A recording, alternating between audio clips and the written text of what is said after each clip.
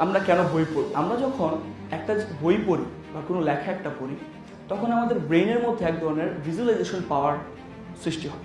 আমরা ভিজুয়ালাইজ করতে পারি। রহিম নামের একজন ব্যক্তি, সে গ্রামের মেঠো পথ দিয়ে হেঁটে হেঁটে যাচ্ছে। এই মুহূর্তে কে কে আপনাদের ব্রেইনে এই জিনিসটা থিঙ্ক করতে পারছেন? এভরিওয়ান। এই যে যখন আপনি বই পড়বেন, তখন আপনার ব্রেইনের মধ্যে ভিজুয়ালাইজেশন পাওয়ারটা তৈরি হবে। একটা সময় ছিল আসলে অ্যাডভার্টাইজিং এর, একটা সময় ছিল আসলে মার্কেটিং এর, কিন্তু বর্তমানে এই 2025 সালের শুরুতে এসে যে পরিমাণে সব ব্র্যান্ড তাদের অ্যাডভার্টাইজিং করছে, মার্কেটিং করছে, এখন আর গেম শুধুমাত্র মার্কেটিংয়ে না, এখন গেম চলে গেছে ব্র্যান্ডিং।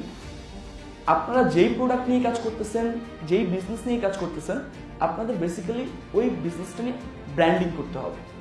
আর ব্র্যান্ডিং কীভাবে করবেন, তার জন্য আমার এই বই স্টোরিটেলিং ফর ব্র্যান্ডিং। এবং আমি এটুকু এনশিওর করতে পারতেছি এই বইয়ে যা থাকবে, বাংলা কেন, হিন্দি, ইংলিশ কোনো ল্যাঙ্গুয়েজও আপনারা এই বইয়ের ইনফরমেশন পাবেন না। আমি এখনই এই পরিমাণ কনফিডেন্ট যে এই বইটা 2025 সালে বেস্ট সেলার হবে।